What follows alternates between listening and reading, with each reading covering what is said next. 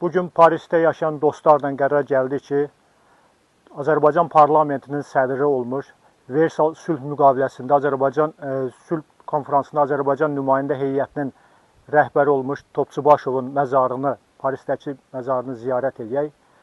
Və bu ziyarət əsnasında mən düşündüm ki, bugün həm Topçubaşovun, həm Rəsulzadənin ruhu çox narahatdır. Çünki onların özlərini həsr etdikləri, qurduqları cumhuriyyətin bugün varisi olan Azərbaycan dövləti çox təəssüf ki, biz sülalə hakimiyyətinin əsarəti altındadır. Biz sülalə hakimiyyəti tərəfindən Azərbaycan dövləti özəlləşdirilibdir. Respublika dəyərləri didərgin salınıb bizim ölkədən və buradan dünyanın harasında yaşamasından asılı olmayaraq bütün soydaşlarımıza, həmvətənlərimizə çağırış edirik ki, onlar bizim cumhuriyyət dəyərlərinə sahib çıxsınlar.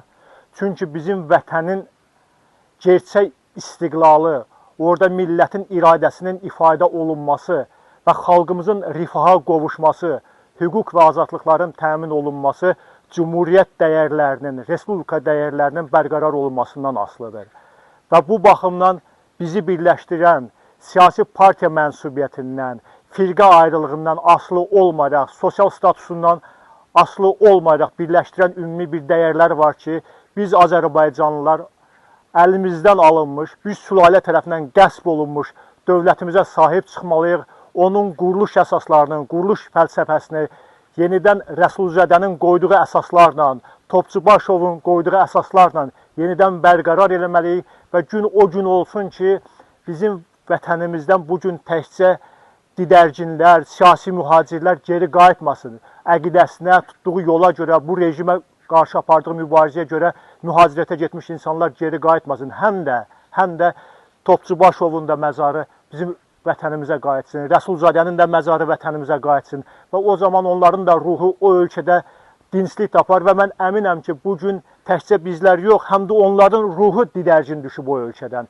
Çünki onların qurduğu cumhuriyyətdən bugün əsər əlamət yoxdur və onların məzarının da bizim ölkəyə qayıdacağı gün onların ruhu da dinclik tapacaq və bizim ölkənin gerçək azadlığı, gerçək istiqlalı, gerçək inkişafının yolu da o zaman açılmış olacaq. 92 il öncə Rəsulzadə bu məzar önündə dayanaraq möhtəşəm bir çıxış etmişdi ki, bugün biz Azərbaycan parlamentinin ilk sədrini, Azərbaycan nümayəndə heyətinin Parisə göndərilmiş sədrini o biri dünyaya uğurlayırıq. Amma Topçubaşı o qədər böyük işlər görüb ki, Azərbaycan tarixi üçün zamanla biz onun qədir və qiymətini biləcəyik. Həmin gündən 92 il keçir və bu məzar bugün Paris şəhərində demək olar ki, Azərbaycanlıların əsas ziyarətgahlarından biridir. Mən hesab edirəm ki, Paris şəhərində çox sayda məzarlar var və Allah hər birinə rəhmət eləsin. Amma bizim hər birimizin üst tutduğu bu məzardır. Nə üçün bu məzardır? Çünki bu məzarda uyuyan Əlmərdan bəy Topçubaşı Azərbaycanı dünyada tanıdan o nümayəndə heyətinin sədridir. Və Rəsulzadə qeyd edirdi ki, öz çıxışında bir gün məmləkət qurtular və mütəfəkkir xalq səni buradan götürüb öz vətən torpağına aparar və sənin üçün Azərbaycan torpağında böyük bir abidə qurar və ömür boyu sənin nəşin o vətəndə yaşayar.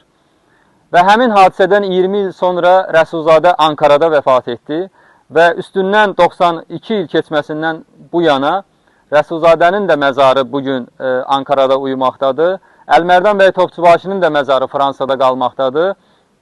Fətəli xan Xoylunun məzarı, Nəsib bəy Yusufbəylinin məzarları Tiflis şəhərində qalmaqdadır və buradan aydın olur ki, Azərbaycan hələ də işğaldan xilas olmayıbdır. Çox təəssüflər olsun ki, Azərbaycan Xalq Cumhuriyyəti süqut etdikdən sonra